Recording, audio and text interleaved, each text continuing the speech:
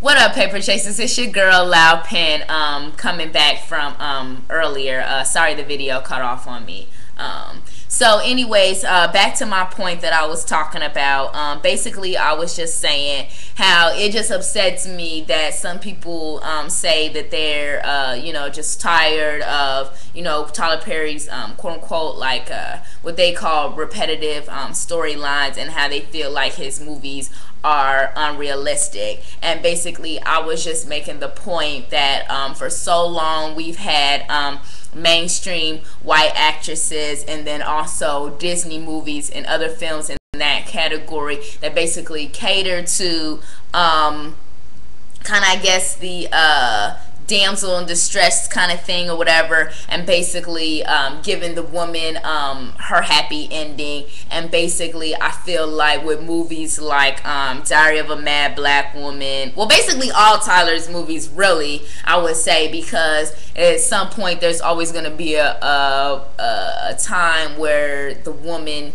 kind of is going through some things or whatever, and then this man kind of comes in and I guess saves her. So I guess in that aspect, yes, it is does mirror the damsel in distress storyline very, very closely. But I was just saying that I love that and it makes me happy, and I don't really know what else to say besides like maybe just kicking it to two of my favorites where this storyline happens, Daddy's Little Girls and I Can Do Bad All By Myself. As far as Daddy's Little Girls, I know when I was browsing the internet or whatever, just looking up some things about the movie, basically I did come across a comment from someone that was like reviewing the movie that basically said that Tyler Perry makes it seem like, your life is not okay and your life is not good until you find God and until you find a man, and that basically, there's no point without those two things, especially in your life. Yes, that is very true. Tyler Perry does kind of present that aspect, but I like the fact that he presents that aspect, because really thinking about it last night to myself, I was like, that's kind of true. And it's not even really like that's all he presents, because real talk, if you really watch the movie Daddy's Little Girls, Gabrielle Union's character is portrayed as being very successful and having money on her own, but the one thing that was missing in her life was the love of a good man. You know what I mean? And basically I don't really necessarily agree with that. She was just destitute without this man, because she was presented as being the youngest. She was like she got her, I think she became a partner at the age of 26, they said in the film. She was the only black partner at the law firm where she was working.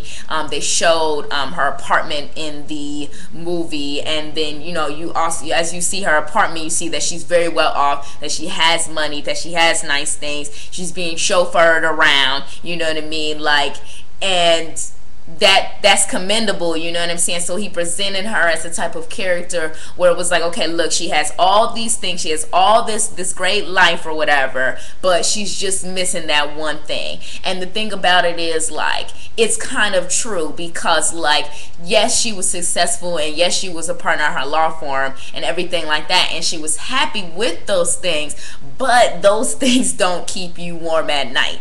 Those things won't rub your feet when you come home. Like, you don't want to learn how to cook for your independence. You want to learn how to cook for your man, because you want your man to come home and you're going to be like, oh baby, like, look what I made for you tonight. And then he's like, oh baby, thank you, whatever, like the cute little things that couples do and go through or whatever. Like, it's that love that's what keeps you going or whatever. Like, it's great to have that good job and that great six-figure salary, but if you don't have anybody to spend that six-figure salary with or on, it's really kind of pointless. Like, what does it do? It's really just gonna be money in the bank. Like, why have money in the bank when you can be with somebody? You know what I mean? Like, that just makes no sense to me. And you know what I mean? And then I like the aspect that the Idris Elba character was totally different from her. He was broke, he had 3 kids, you know what I mean? He just had a lot going on or whatever, but she was willing to say, like, look, we're totally different, but we can try to make this work. And in real life, realistically, this story probably probably never even would have happened, because she wouldn't have looked at him twice and he wouldn't have looked at her twice. But it's a movie, and movies are not real, they're fantasy, so it allows you to fantasize about things that aren't real and can't really happen. So I don't understand why people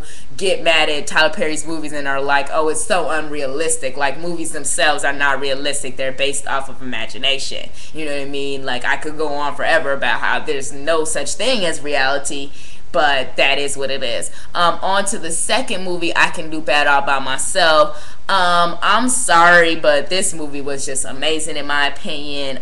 So basically, I just like the premise of the movie. I felt that it was just very well done, and then the aspect that Taraji P. Henson's character April was an alcoholic basically, and the problem was, like, yes, she's an alcoholic, and yes, in real life or in whatever, she could have, you know, taken herself into rehab and gotten her own help, and then came up on her own and rose up as this strong independent woman, and then decided on her own to raise the 3 kids.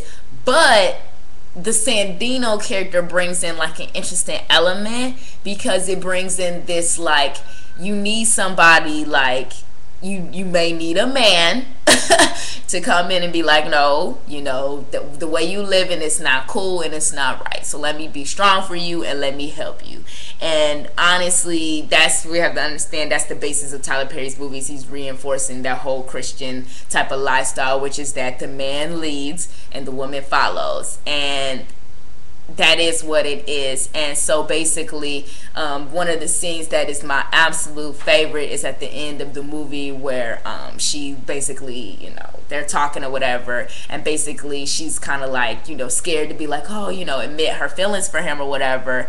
And it's just like, but there's that point where she's like, can you help me? And it was so sweet, because it was like this, it was like this innocence or whatever, and it was this thing, like, you know what I mean, that really gives a man pride to be like, okay, like, I see you're hurting and I want to help you, and I want to bring you back to God, and I want to bring you back to good life or whatever, because you deserve to be loved. You know what I mean? And that's beautiful, and I don't understand how you find that image to be, or how people, not you, paper chasers, because you watching this video and you saw that it was titled something about Tyler Perry, so you knew that I was going to talk about Tyler Perry. So basically, okay, I've ranted enough about my opinion about Tyler Perry. So tell me, guys, what you think about Tyler Perry. You know, what is the proper response to him, his movies? Like, do you feel like you're just being preached at? Do you feel like it's just too much? Do you feel like it's the same repetitive storylines? And do you just disagree with everything that I just said on this video? Are you just like, oh my gosh, what is Loud Pen talking about? Like, I hate Tyler Perry, like, I can't stand him. Or are you like, yo, I love Tyler Perry, I think he's great, and I agree with everything that you just said. I'm an open-minded person. I'm always willing to hear everybody's different opinions. Just because I feel strongly about this topic does not mean that I'm not willing to hear what you have to say. So holla at me at a penny for your thoughts, which is you can find it right under this video post. It'll say a penny for your thoughts. Click on it, leave a comment or whatever. I'll respond back to you. If you come back to the blog in a couple of hours, couple of days, you will see a response from me. So this is your girl Loud Pen, coming to you from the loudest pen ever, and the pen has spoken.